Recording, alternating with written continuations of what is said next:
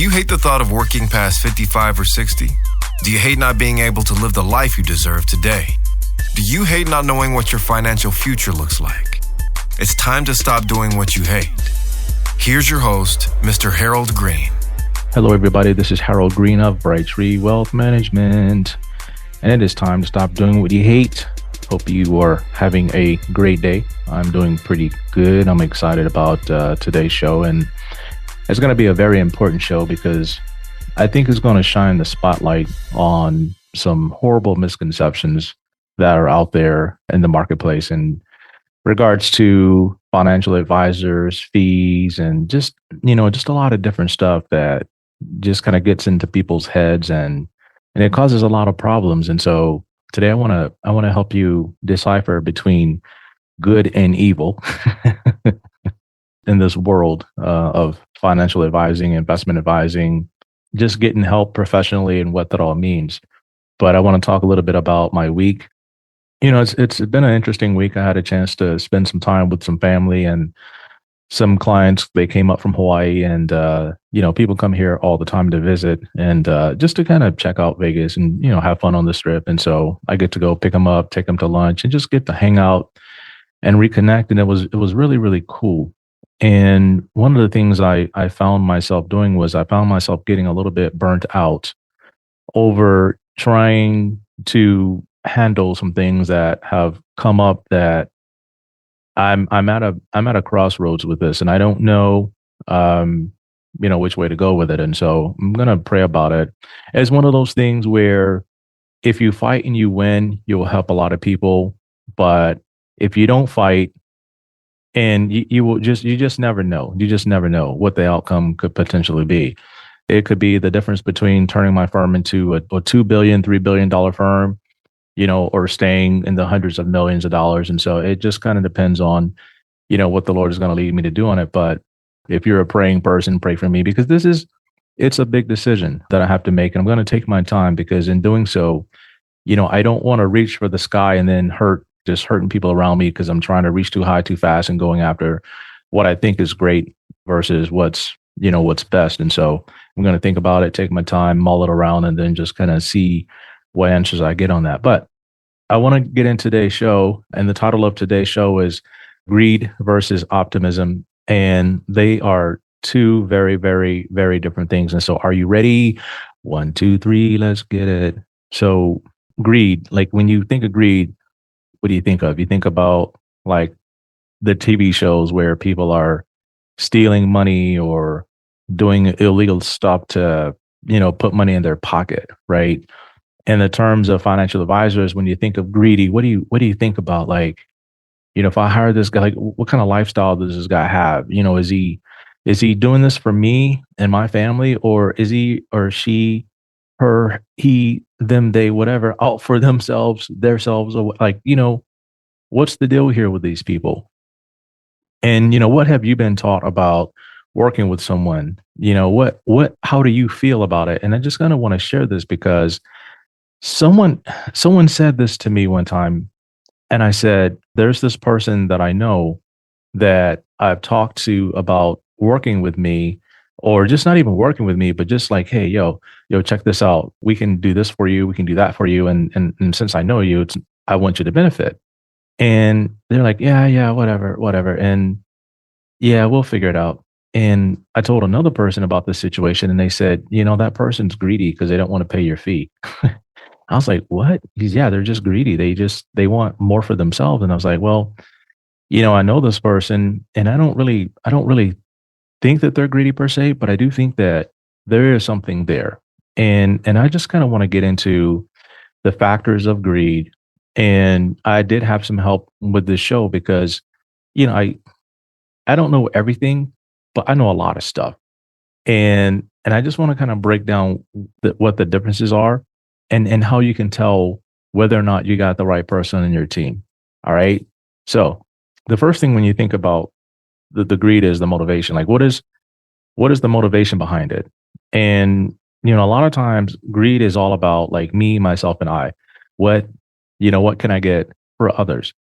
Being optimistic is not about not only for yourself, but it's hope for the future. and the benefit that you can not only get for yourself, but also for those that are connected to you. And I had a great conversation with some clients here today, and I just kind of told them about my past, right? About how if I didn't become successful, I was facing bankruptcy. And I believe that God had entrusted all these people to me to as clients, and I was paying all my bills from savings, but I was paying my employees and all the expenses out of profits. And so I wasn't paying myself while I was going through this like dark thing. And I realized that in Hawaii, a lot of businesses come and go all the time. And it's because it's a hard place to do business and people don't make it. They just end up quitting and then going back to the mainland. But I felt that that would be a big black eye on our industry once again. You know, you give this person your trust and they begin to work, and then because they can't make it, now everything has to shut down. And I just shared that story with them and I said, thank you, because you're I've been blessed that you're on my bus.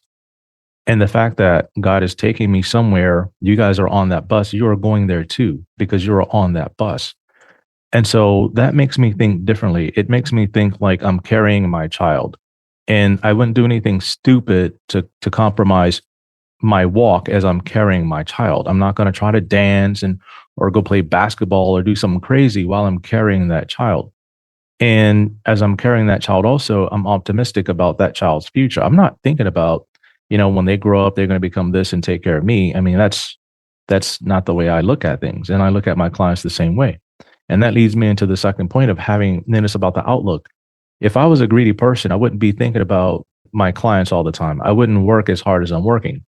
And a lot of people work hard because they want the benefits of working hard for themselves. They're not thinking about, if I do this, how is it going to benefit these set of clients? And so somebody was kind of telling me like, hey, I have these goals and this is what I want to do. And I trade and I work off of that. And that's why I tell my clients all the time, make sure you're updating your e-money. That's what we use, because I look at that stuff all the time. Your financial plan is based on that. My trading strategy for you is based on that.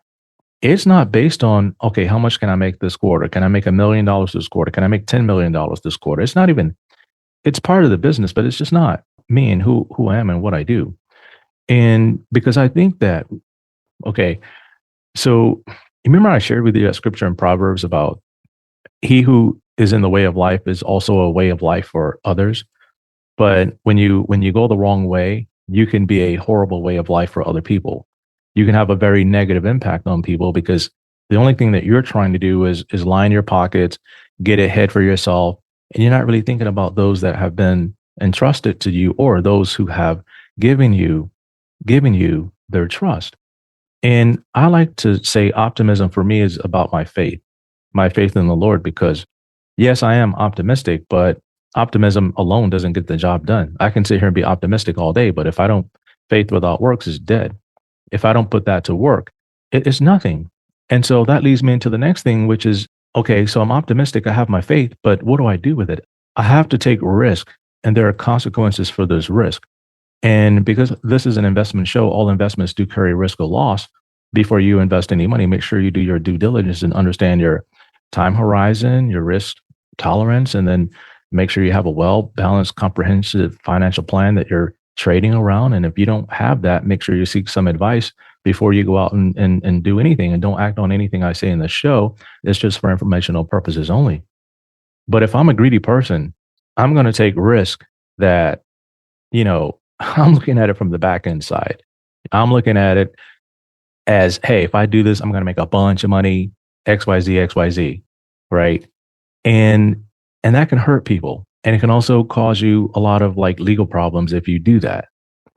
And so with my own portfolio, I take enormous amounts of risk that I wouldn't dare dream of taking with clients unless they sign like a waiver or they sign something stating that they want the same type of risk that I'm taking in my portfolios. And because it's dangerous, it's very, very dangerous. It's very speculative. I use a lot of faith when I'm trading my own portfolios, but when I work with my clients, I have to work within a strategy, and it has to be, again, based on their well-balanced, comprehensive financial plan. My trading strategy and my financial plan is totally different. And, you know, I'll put down $100,000 on an option real quick because I have a strategy and I have a thought process behind I'm managing my own portfolio. But for a client, the only way they're option would get to 100,000 is if I let it grow. And they have done that a lot. And so I'm optimistic because with my clients, I'm taking calculated risk based on the belief that things will work out positively. But not only that, but then also the numbers, the fundamentals, and different things like that. So we have a strategy. And also, I think that not getting too deep into this, but greed, this is a moral situation. Like, yeah, mom and dad dies, I want the house for myself. Or, when mom and dad dies, I'm going to get this, I'm going to get that, I'm going to get this, I'm going to get that. That's not good. It's all about having a good moral compass. And if you're optimistic, normally you have, a positive moral outlook on life if you're an optimistic person. But if you're greedy, usually greedy people they're negative, they're slick, they're sly, they're cunning. They will praise you in your face and then stab you in the back like 10 times. And so you just kind of have to understand, and you'll know who these people are. I mean, they're very, very sneaky. And so you gotta watch out for that. And so understanding the differences between being greedy and optimistic, greed it's the motivation that's wanting more than you actually need for whatever the wrong reasons. Optimistic, it's about the future. Greed, self-interest. Being optimistic, you're looking at not only growth for yourself, but also for others. And again, it's like greedy is reckless. Optimistic, you calculate it. And you have a great hope for the future. And it's important that I share with you guys this stuff because that's going to lead me into the next thing I want to talk about. And the reason why people don't want to hire someone because of the perception of the financial advisor themselves. And I always ask myself, am I being greedy? What's the purpose? What is my motivation here? And I was sharing with clients yesterday that I have become super successful in what I do. And we do well because not only do I do well for myself, but I do extremely well for others. You're not going to build anything that's going to last long and be great if you're just doing great for yourself. That's like football. That's like the NFL, right? You play for 5 years, you give it everything you got, you make your money, and you out. There's nothing else. There's nothing else there for you. You're no more benefit to that team. Boom, you're done. But this is different. You're building relationships forever. And so when people look at me, I always often wonder, I wonder, but I don't care. I wonder, but I'm telling you, I wonder, but I don't care because I'm going to live my life because I work hard for everything I have. So I own 2 Porsches, right? Those are not very expensive cars. They offer some, but expensive to me, or, a huge investment would be a Ferrari 812 GTS. I mean, $600,000-$700,000 car. I mean, some of these things get up to $1 million. Do I need a $600,000 car? No. Will I ever buy one? I don't know. And I don't really care. But when people look at me and say, well, he's making all that money, like he must be ripping his clients off. And the truth about it is that a lot of my clients can drive whatever car they want because we've done so well for them. And my clients told me that somebody said the other day, they said, Harold, if you were driving like a busted Honda Civic or something like that, I would really be concerned about having you manage my money, because if you can't do well for yourself, how in the hell are you going to help me and help me reach my goals? And you can barely feed yourself and put tires on your car. Like, I don't have this poor man's perception where, I want to make a bunch of money, but I want people to think that I'm poor so they don't feel like they don't hate me. Like that kind of stuff. You know what? If I had that kind of head trash, I wouldn't be able to do as well as I'm doing for my clients. I mean, some people up 300-400% in their portfolios. Some are not. It just kind of depends on the kind of risk that they want to take. And when I take on a new client, here's what's going on. I share with them everything up front. What the fees are, if I get paid commissions on something, that's a whole different conversation about it. And I don't go in with, commission products. That's not building a well-balanced, comprehensive financial plan. That's about their goals and their future. That's about, if I take you on board and I'm able to generate for you all the money that you're ever going to need for the rest of your entire life, your kids will never have to work if they don't want. If we can get to that point, what are you going to do for society? That's what I'm interested in. I'm wanting to know if I'm working for a greedy, conniving, evil person that is only out for themselves, or are they going to do good in this world? Because we need a lot of people that are going to do good with a lot of money. And, give to charity, give to their churches, and just fund education, do good things for the community. That's what I'm after. And for me, that helps me eliminate any type of conflicts of interest, because when I'm sitting here trading for a client, I'm not getting paid commissions on mutual funds or anything like that. My fees are 2% and more, up to $3 million. Then the fees go down, and then we can negotiate the fees at $3 million and above. We negotiate fees. And a lot of times my clients say, Harold, I don't care what you charge because you're doing so well. I say, well, no, we can't have that like that. You need to understand what I charge. And so every quarter, their statements are downloaded into their vault in their e-money so they can go and see exactly what they're being charged. The only time there's a problem is if there's fees with absence of value. If I'm not delivering any kind of value to my clients and they're being charged a ton of fees, that's not good. Then yeah, people will think, yeah, man, Harold is not doing his job. He's driving nice cars, he lives in a nice house, but we're not doing so good here. What's the problem with this? Right? That's where it gets sticky. That's where, you have transparency. And some clients, that are close to me, I'll show them my portfolio. I'm not afraid to show them what I'm worth, right? It depends on who they are. It has to be the right people. I don't just show anybody off the street what I have. It's none of their business. But for my clients that have been with me, they rolled with me in this bus. I let them know I'm in the same spot. We were having lunch the other day, and I showed somebody one of my portfolios. I don't know what it was, but it was down like $150,000 in a day. And they're like, "Are you kidding me?" I said, "No. I mean, this is when you sit there and you tell me you want something in life and you want me to fight for you, right? There's risk that you're going to have to take." And so for a lot of my clients, I'm taking similar risk, but not to that great a level. And they'll say, well, like, that's great. You started with that, but now you have all this. You just taking for, no, that's my personal portfolio. That's the money that I'm trading. That's not the money I'm making off my firm. No, these are the trades that I'm making. So I'm up 1,000% or 500%, whatever it might be. That's in my trading. And so if you want that in your portfolio, that's a whole different conversation. And then they said, no, we're comfortable right here. We're doing good. We're up 200%. So we're happy with that. Like, that's in and of itself insane. We don't know how you did it. I said, you know how I did it.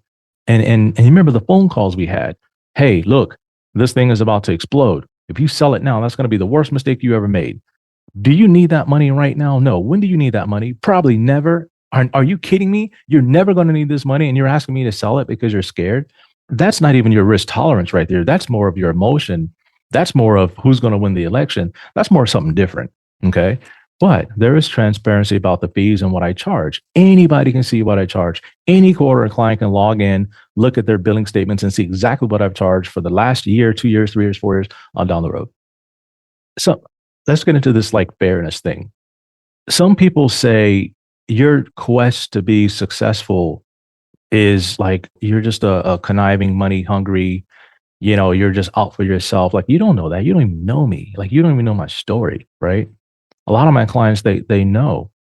And it's like, it's not fair for you guys to be rich and have all that money. And people are struggling every day. It's like, hell, I was one of those people struggling every day, right? Nobody came and wrote me a check that was worth $1 billion. It's a detached from reality. And as I grow my clients' wealth, that's where altruism is very important. You making a difference in your community.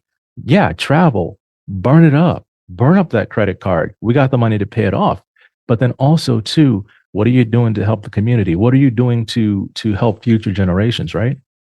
And this will help people avoid the feeling of guilt, because some clients don't spend their money because their family's around, and they don't want to be like, yo, these guys are rich and they're greedy, and they don't want to look, they don't want to look out of touch. And so they downplay a lot of stuff. They won't buy new cars because, they show up for family dinner and they got a brand new car, and and so one of my youngest clients, they went and bought a brand new car. I gave them the money, and it was like, yo, their friends were like, yo, how'd you get this new car? You only like, what is it? You like, what? You're young. You're super young, and you got all this, like, how?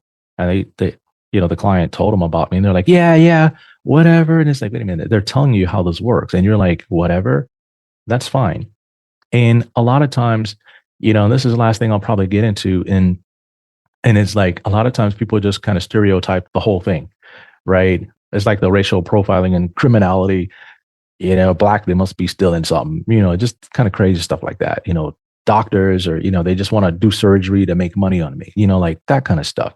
And a lot of times it's based on scams and things you hear on TV, but not everybody's like that. And that's where a lot of people might misunderstand the role of the financial advisor and what they're supposed to be doing. And my job is not like, I want a piece of your net worth. No, that's not the key. I want to help you grow your net worth as exponentially as possible within a risk tolerance, within a well-balanced financial plan. And I don't push things for my benefit. I don't do that. Everything we do is for a purpose. I call it money with a mission. And so I don't ever want my clients to think that he's living a great lifestyle, but what about us? And that's why I coach my clients all the time. You guys can live the same way. You just have been used to living the way that you want to live. You're comfortable with that, and I'm okay with that. But don't look at me, what I drive and where I live, and say, wow, you're doing so great. You're doing great too. It's just that you're comfortable, and I'm not going to live at your level because that's what you're comfortable with. And I don't want you to fret at me when I say that. I was telling a client the other day, she was talking about potentially moving up here. I talked to a lot of people about moving up here. And they said, well, Harold, if we move up there, we're going to be coming up a lot. And, it's the flight and such and such. And I said, yeah, why don't you fly first class? What? That's a novel. I can't see doing that. Like, why not? If we're sitting here with this much money and you're complaining to me about flying first class, I said, there's something going on here. All right. You've trusted me. We work hard. We've gotten to this point. Why are you fretting over flying first class? Well, that's like $3,000-$4,000. That's like $6,000. I said, yeah, $6,000. But so what? Like, this is you we're talking about. It's not like you're paying $6,000 for a stranger. This is yourself. Think about yourself, right? All the sacrifices that you've made. This is important. Okay. And so I don't want people to think I'm in it for the money. I'm in it to win it and kill it for my clients so that they can have everything they're going to need. Yes. Am I going to benefit? Yes, I am, because this is how the system is set up. This is what it's designed to do. Everybody benefits if it's done the right way. And so the main thing I just wanted to share with you folks today is that I am a fiduciary advisor. I always have to act in the best interest of my clients. And I'll just go back to the first class thing. Is it in my client's best interest that I grow their wealth so that they can live the kind of life that they deserve to live because they've taken the risk? That's my responsibility as a fiduciary. What about paying for college? That's my responsibility. What about getting them to and through retirement? That is my responsibility. What about just making sure that they can be happy on a day in and day out basis as a result of not having to worry about the stress of managing money? Where is it going to come from? And on and on and on and on and on. So the key here is, if there's value and you're receiving value, yes, the fees have to make sense, but you can't just throw this whole thing away because of what you perceive as reality when in fact you don't know the whole story. Am I greedy or optimistic? I'll let you decide that, but I think I'm very, very optimistic. And if you want me to be optimistic for you, give you some insights on the future and what it is that we can do for you to brighten your day, you might want to give us a call, have a conversation with me, lay everything out on the table, and let's see here whether we're being greedy or there's a chance for us to be super optimistic. And if there is, we can take advantage of our opportunities, right? Because I believe that when the motivation is right, the opportunities will show up, and you have to take advantage of the opportunities. And so I wanted to share that with you folks. You got my phone number, 808-521-4401. Call Beverly, give her, talk to her, tell her what you're looking for. She'll see whether or not, it's good to have a conversation with me, and, we can go from there. So I want you to think about this. I've enjoyed sharing this show with you today, this podcast. Until next time, everybody, 1, 2, 3, let's get it. This is thepodcastfactory.com.